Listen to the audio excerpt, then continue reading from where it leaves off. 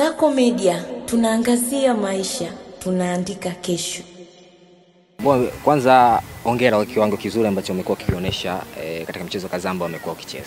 Shukrani sana. Siri ya mafanikio yako ni hipi? Watu wanatamani kuitambua kwa sababu umeonekana kuwa na performance nzuri japokuwa kuna nyakati umeletoa shindano tofauti tofauti, na ukiangalia umri ambao uko nao na kile ambacho umekuwa ukikifanya uwanjani ni vitu viwili tofauti. Na hamna siri. Siri kubwa ni kujituma na kufuata vile ambavyo unaelekezwa na mwalimu. Mazoezini unaenda kuifanyia kazi kwenye uwanja wa mechi. Kwa sasa umekuwa ni icon ya Tanzania, na namba ambao ulikuwa unacheza naye ama namba ambao mnacheza naye yupo ambaye tayari ni legend. Nini taswira yako kwa sasa katika icon ya Tanzania? Nimekuwa icon? Sijui. Unaimbwa kaka? Naimbwa. Ni jambo kubwa ukiwa unafuatiliwa au unakubalika kwa kiwango hicho. Lakini mbele yangu kuna mtu ambaye ameshafanya makubwa sana kwenye timu ya taifa, hata kwenye vilabu. Kwa hiyo mimi kama mchezaji kijana ambaye nakuja, manake ninaendelea kupambana ili na mimi niweze kufika katika level ambazo yupo, au ikiwezekana kama inawezekana kuzipita nipambane basi niweze kuwa bora zaidi.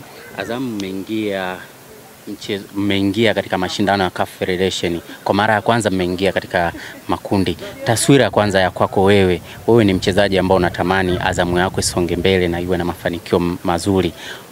Umeionjaje ladha kwanza ya makundi? Kwanza ni jambo zuri.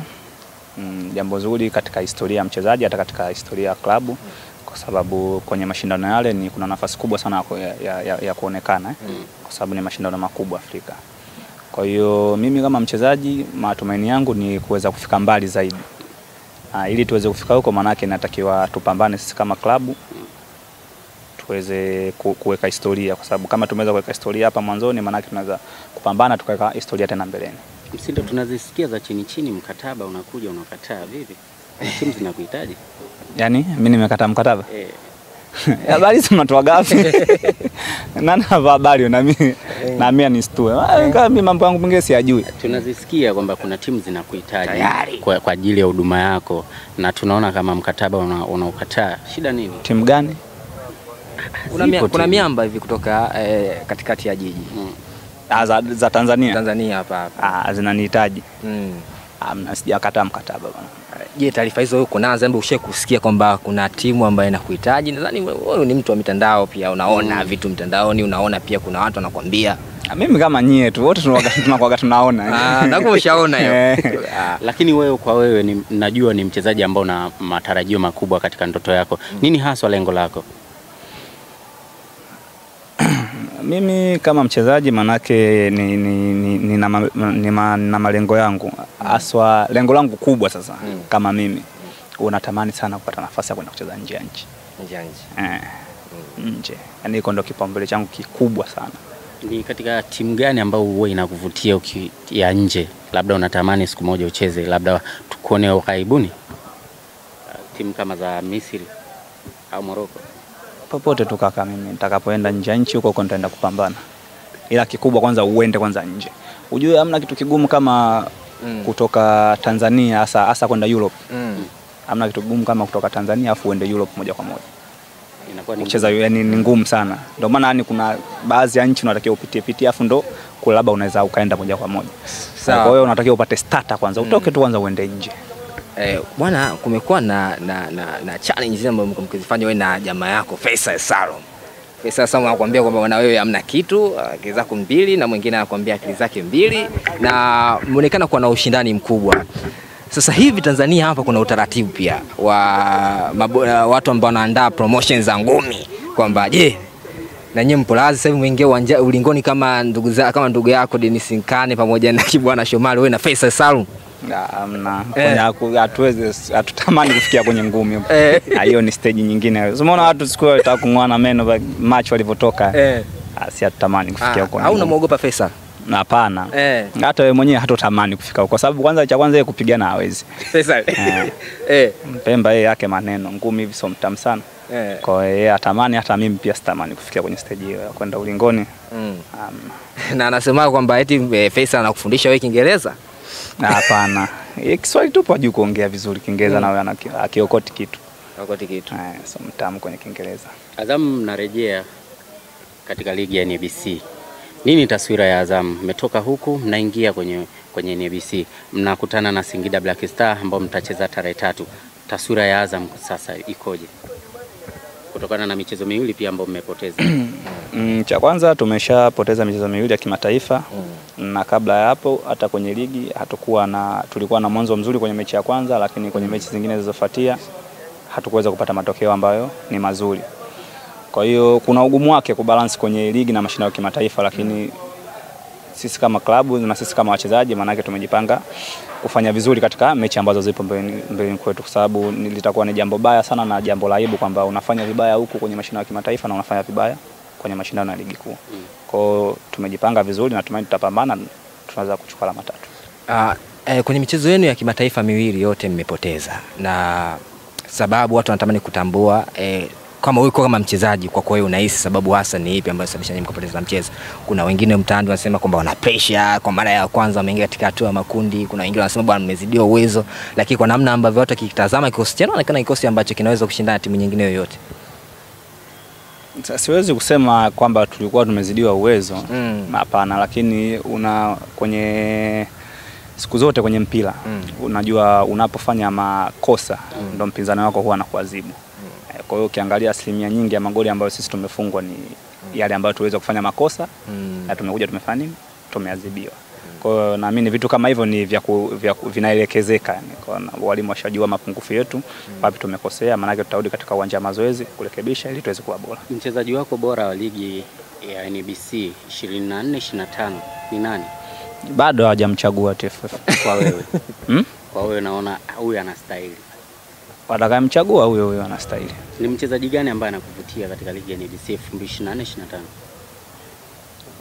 Msimu huu maana yake au uliopita? Uliomalizika bado. Au 25-26. Upo mbele ya muda. Mchezaji ambaye ananivutia. Nani Pacome. Nini ambacho anakuvutia zaidi Pacome? Uchezaji wake tu, ana uchezaji wake. Mshikaji ni mtu mmoja ambaye anaenjoy sana mpira. Yaani hicho tu tunachokipenda. Najua umeshai kukutana naye Pacome katika michezo zidi ya Dar es Salaam Africans. Unadhani Pacome ubora wake upo wapi hasa katika kumkaba? Maana ni miongoni mwa wachezaji wagumu kama wanavyosema kwenye namna ambapo anacheza. Ubora wake kwenye nini? Yaani ubora wake upo wapi hasa ambao kimsingi ukimwangalia, kwa sababu ushakutana naye na mara kadhaa mmekuwa mkikutana upande, kwa sababu ni mlinzi wa kushoto naye mara nyingi anatokea kushoto ama kulia. Ubora wake ni mtu ambaye yani si mkolezaji, yani ni mchezaji ambaye anaweza kukaa na mpira, anajua kudribble mpira, anaweza kupasia. Yes, yani ni mchezaji wa kalba hiyo yani. Anaweza kukupa ni vitu vingi kwa wakati mmoja yani. Ikatokea siku mnacheza timu moja inakuwaje bwana? Ikatokea siku mnacheza wote kwa pamoja na ndo mchezaji ambao pia wewe ndo anayekuvutia na unaona ana performance nzuri, kwako itakuwa ni jambo la aina gani? Tukacheza timu moja wapi sasa?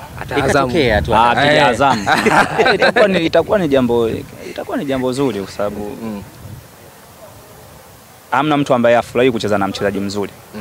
Kila mtu huaga ana enjoy kucheza na mchezaji mzuri. Kwa hiyo ikitokea nafasi tukakutana sehemu yoyote, basi itanipendeza, itakuwa vyema. Tunajua mwanao ni Faisal sana. Au uongo. Kaona mkataa Faisal. Moja pia post ambayo Faisal tuliona mlikuwa mnagombana swala la mahusiano. Hivi ilikuwaje? Ilikuwaje? Sijui ameshafikia wapi, sijui ameshaoa si bado. Sijajua amefikia wapi. Sasa wewe kodi bwana, unamvujishia tu. Ule mwanao. Na moja ya vitu ambao posti zilikuwa zinatembea sana kwenye mitandao ya kijamii, hususan ni swala hilo. Na wewe ni mwanao sana, familia sana. Fei yupo kwenye mahusiano. Yupo kwenye au kwani kuna mtu ambaye anakosa mahusiano jana? Yupo kwenye mahusiano yake. Uhusiano lenye nguvu, kwa ana enjoy mshikaji. Anataja kuoa. Sijui. Sasa hiyo kila mmoja hiyo kila mtu na nani yake bwana. Kuoa bwana lazimishwe mtu. Comment yako tuliona pale chini. Ipi? Aliyopost siku ile Faisal. Kwenye mahusiano. Tukaona comment yako kama unacheka ndugu yangu. Kwamba aliposta aliandikaje? Labda mimi nimesahau. Kwenye mahusiano. Aliposta ameoa au yupo kwenye mahusiano? Yuko kwenye mahusiano afu wakati ni emoji za kucheka tu. Hiyo iko na taswira gani? Si nimefurahia. Yaani nimefurahia mwanangu yupo kwenye mahusiano. Najua mko timu au sio bwana? Kitimu kabisa. Mchezaji gani mwanangu ambaye anakuwa mwanenu mkitoka mmependeza? Yaani unajua kabisa mchezaji wa Azam kitoka kwenye mitoko yenu anapendeza pamba kali sana. Wengi sana Azam. Azam hapo wengi. Nado, nani Foba, Lusajo, Yaya, Fei hapana. Hawezi. Yaani mwanao unamkataa kabisa. Mwingine nani? Tunazungumzia ambao wanatokaga. Unajua na kodi, yani mkitoka kodi pamba na nyuka kweli kweli. Hao ndo mara nyingi waga kwenye harakati za kutoka waga ndo nakutana nao. Mshikaji gani ambao akiwa hayupo kambini mnamisi sana? Mimi.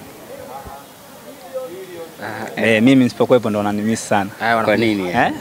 Kwa nini? Sijui, yani wananimisi sana, ndugu yao wananipenda sana. Kuna siku sikujaga mazoezini, juzi nilikuwa nafuatilia passport hapa. Walijua sijui nimelazwa huko. Walinipigia sana simu. Hapo kuhusu jamaa yako Faisal. Kuna clips zimekuwa zikisambaa mitandaoni. Tataka kutue ukweli. Kweli Faisal anaogopa kupanda lift? Anaogopa. Alafu sio fair hadi aishi. Hadi aishi Manula. Sasa ameondoka. Ameondoka. Yule kwenye lift wengi hapandi. Kwa anaogopa. Yaani inaweza ikawa ni kuna matatizo labda washakupataga. Unajua kuna lift, kuna baadhi ya lift ukipanda labda mnakwama zinazima. Mimi ishaye kunitokeaga hiyo. Lakini mimi siogopi. Sasa wale inaonekana ishaye kuwatokea kubwa. Kwa ndio maana waoga vibaya mno. Lift mkishazidi watu 5 au ugomvi. Ingie ugomvi. Kuna mashabiki zako wanakutazama na Watanzania pia wanakutazama. Nini hasa ungependa kuambia kupitia kipaji chako wewe? Kuambia kupitia kipaji changu? Cha kuambia ni kuwa nawapenda na wazidi kunisapoti kwa sababu mimi ni kijana ambaye nahitaji support yao ili nizidi kufanya vizuri. Kwa hiyo mimi nipo hapa kwa ajili ya kupambana ili niweze kutimiza malengo na kuwafurahisha. Shukrani.